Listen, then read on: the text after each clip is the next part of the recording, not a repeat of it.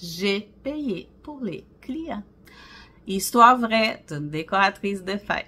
Quand j'ai commencé au Québec, je voulais tout offrir à mes clients. Je voulais offrir les clés en main. J'utilisais ça comme mon slogan. Je vous propose une fête clé en main. Donc, je me suis dit, qu'est-ce que je ne sais pas faire? Je vais aller chercher des prestataires. Comme par exemple les gâteaux. Je ne suis pas pâtissière, donc j'avais cherché des prestataires, des gâteaux, des bonbons et des maquillages fantasy, les maquillages d'enfants comme ça.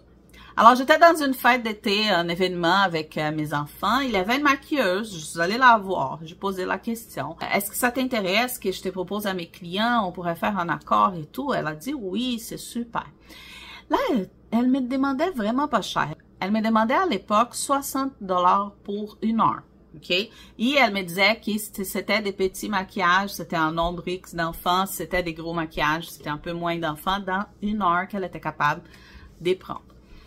Alors, pour les fêtes d'enfants, les clients ils savaient qu'elle serait présente pendant 1 heure. Et moi, je savais que je devrais la payer 60. Donc, je vendais ça à mes clients, par exemple, à 70. OK? Pour mon petit 10 $ pour moi, pour la gestion des services. Mais moi, je faisais mon profil vraiment dans la décoration.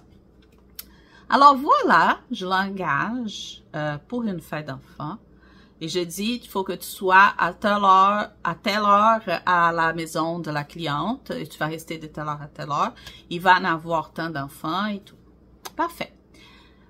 Un jour avant, elle m'appelle. La fête était un samedi. Elle m'écrit comme un vendredi matin. Et elle me dit, je suis malade, je peux pas y aller. Je dis, OK, est-ce que tu as quelqu'un à me proposer? Elle dit, ah, finalement, j'ai même pas personne pour te proposer parce que mon amie qui me remplace, normalement, elle est déjà occupée dans un autre événement.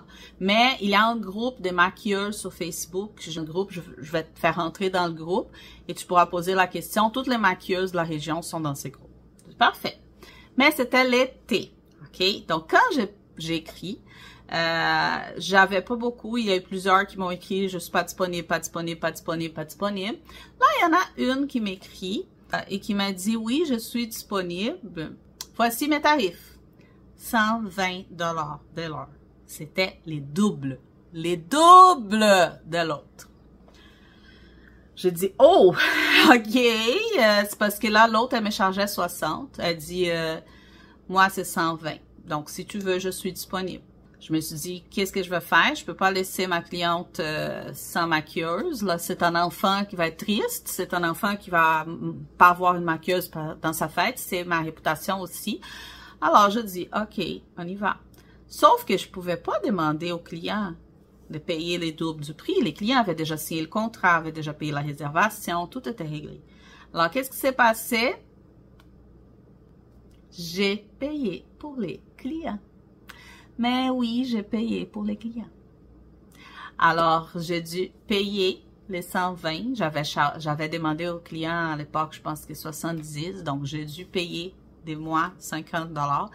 C'est sûr que j'ai pas perdu énormément d'argent parce que, en fait, j'ai donné mon profit de la décoration. Une bonne partie de mon profit de la décoration est partie pour la maquilleuse.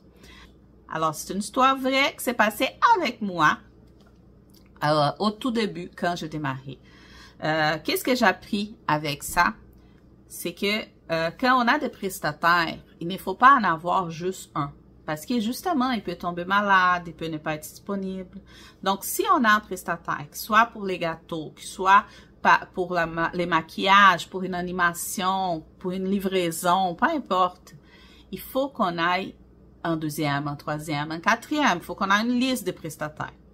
Et là, il faut qu'on ait tout leur prix d'avance. Et nous, on va ajuster notre prix selon les plus chers de notre prestataire. Parce que si on a besoin d'arriver à lui, on ne sera pas perdant.